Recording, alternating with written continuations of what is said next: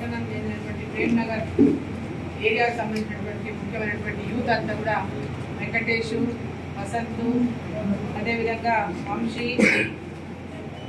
శివకుమార్, విష్ణు, వేణు, భాను, సమీర్, విఘ్నేష్, వేణు, అరుణ్, కార్తీక్, రోహిత్, వెంకటేష్, విష్ణు అంటే వీళ్ళందరి సమక్షంలో ఒక్కొక్కరు వెంబడి 20 మంది వచ్చింటారు. ఒక్కొక్కరు పెద్ద ఎత్తున యూత్ని పెద్ద ఎత్తున మరి ప్రేమ్ నగర్ నుంచి చాలా పెద్ద ఎత్తున యూత్ ఈరోజు భారతీయ జనతా పార్టీలో చేరింది. అదేవిధంగా లంకల మండలం లంకల గ్రామం నుంచి కూడా మరి అయ్యప్ప స్వామి, బాలస్వామి, పెద్ద మనుషులు వెంకటన్న, రాములు, హనుమంతు, జగను, రేమంతు వీళ్ళందరి యొక్క నేతృత్వంలో కూడా చాలా మంది అక్కడ నుంచి కూడా ఈరోజు భారతీయ జనతా పార్టీలో చేరిండ్రు. ఈరోజు భారతీయ జనతా పార్టీలో చేరడానికి పెద్ద ఎత్తున గ్రామాన ఉన్నటువంటి పెద్దవాళ్ళు కానీ యువకులు కానీ ఈరోజు నరేంద్ర మోదీ గారి యొక్క నాయకత్వం, భారతదేశంలో నరేంద్ర మోదీ గారు భారతదేశానికి అందిస్తున్నటువంటి వారి నాయకత్వం పట్ల పెద్ద ఎత్తున గ్రామాల నుంచి ఆకర్షితులై వివిధ పార్టీలకు చెందినటువంటి వాళ్ళు బీఆర్ఎస్ కానీ కాంగ్రెస్ కానీ వివిధ పార్టీలకు చెందినటువంటి చాలా మంది రైతులు కానీ పెద్ద మనుషులు కానీ వివిధ వర్గాలకు చెందినటువంటి వాళ్ళు కానీ యువత కానీ చాలా పెద్ద ఎత్తున భారతీయ జనతా పార్టీలో చేరడానికి పెద్ద ఎత్తున ఆకర్షితులవుతున్నారు. దాంట్లో ఈరోజు ఎలక్షన్లు అంటే 2000 సమయం లోపల మనకి ఎన్నికలు జరగబోతున్నాయి. పార్లమెంట్ ఎన్నికల్లో మహబూబ్ నగర్ పార్లమెంటు స్థానాన్ని, ఉమ్మడి మహబూబ్నగర్ జిల్లాలోని నాగర్ కర్నూలు పార్లమెంటు స్థానాన్ని, 2 స్థానాలను కూడా భారతీయ జనతా పార్టీ గెలవాలి అనేటువంటి ఒక తపన ఇవాళ ప్రజల లోపల కనిపిస్తా ఉంది. ముఖ్యంగా యూత్ అంతా కూడా నరేంద్ర మోదీ గారి యొక్క నాయకత్వం పట్ల మళ్ళీ నరేంద్ర మోదీ గారు ప్రధానమంత్రి కావాలి, ఈ దేశంలో యువత యొక్క భవిష్యత్తు గురించి ఆలోచించేటటువంటి ఒక నాయకుడు నరేంద్ర మోదీ గారు. మరి వారి నాయకత్వంలో మళ్ళీ తెలంగాణలో పెద్ద ఎత్తున పార్లమెంటు సీట్లు గెలిచి వారిని ప్రధానమంత్రి చేయడానికి పాలమూరు జిల్లాతో పాటు నాగర్ కర్నూలు పార్లమెంటు కానీ మహబూబ్నగర్ పార్లమెంటు కానీ తెలంగాణ వ్యాప్తంగా కూడా పెద్ద ఎత్తున తెలంగాణ నుంచి మా యొక్క మద్దతు నరేంద్ర మోదీ గారికి ఉండాలనేటటువంటి తపన రాష్ట్ర వ్యాప్తంగా కనిపిస్తా ఉంది. అంటే ఇవాళ మహబూబ్ నగర్ లో కూడా అదేవిధంగా ఎక్కడికి వెళ్ళినా యువత కానీ పెద్దవాళ్ళు కానీ వివిధ వర్గాలతో కలిసి మాట్లాడినప్పుడు కానీ ఖచ్చితంగా ఈసారి భారతీయ జనతా పార్టీని గెలిపిస్తాం, నరేంద్ర మోదీ గారు ఈ దేశానికి మళ్ళీ ప్రధానమంత్రి కావాలి, చాలా అవసరం మోదీ గారు ప్రధానిగా ఈ దేశానికి ఉండాల్సినటువంటి అవసరం ఉందనేది ప్రతి ఒక్కరి నోట వినిపిస్తున్నటువంటి మాట.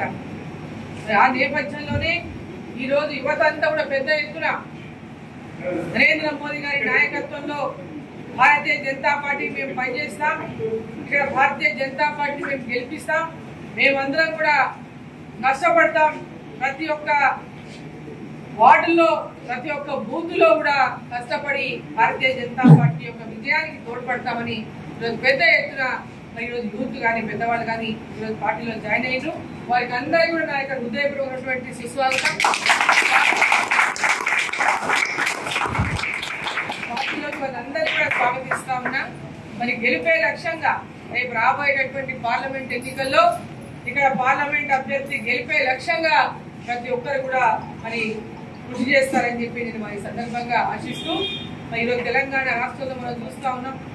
అధికారంలోకి వచ్చినటువంటి పార్టీ, అధికారంలో దిగిపోయినటువంటి పార్టీ, 2 పార్టీలు కూడా ఈరోజు ఇరు పార్టీలు కూడా వాళ్ళ యొక్క నేనంటేటువంటి విధంగా ఈరోజు పబ్లిక్ లో ఏ విధంగా ప్రజలని మోసం చేయాలి, ఆయన పావులా చేస్తే నేను ₹10 చేస్తే నేను రూపాయి మోసం చేయాలనే విధంగా ఈరోజు నడుస్తా ఉంది తెలంగాణలో రాజకీయం.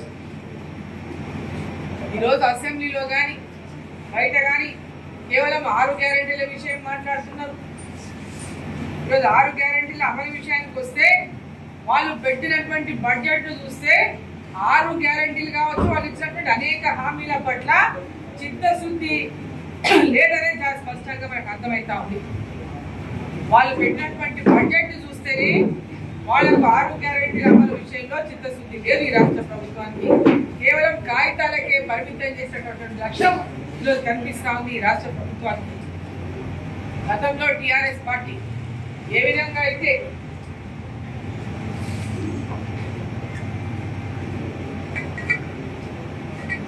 ప్రజలకు అనేక హామీలు ఇచ్చి ప్రజలు ఏ విధంగా మోసం చేసిందో, ఇవాళ కాంగ్రెస్ పార్టీ కూడా ఎన్నికల సమయంలో అదే రకంగా ప్రజలు మోసగించినటువంటి హామీలు ఇచ్చింది. పెన్షన్ల విషయంలోనే కానీ 4000 పెన్షన్ చేస్తామని, రైతులకు రుణమాఫీ 2 లక్షల రూపాయలు చేస్తామని, అదేవిధంగా మహిళలకు 2500 ప్రతి మహిళకు ఇస్తామని, అదేవిధంగా పెళ్లి చేసుకునేటటువంటి పిల్లలకి పెళ్లి ఆ కుటుంబానికి ఎవరికైతే పెళ్లి అవుతుందో పెళ్లి సందర్భంగా అమ్మాయి పెళ్లి సందర్భంగా 1,00,000 రూపాయల క్యాష్ 50 తులం బంగారం ఇస్తారని చెప్పి చెప్పడం జరిగింది. మరి ఇవన్నింటికి చూస్తే వీటితో పాటు ఎన్నో ఇంకా హామీలు కూడా ఎన్నో హామీలు వాళ్ళు చెప్పినటువంటి హామీలు చూస్తే 400కు పైగా ఉన్నాయి. 6 గ్యారెంటీ అనేది పైన నంబర్ మాత్రమే.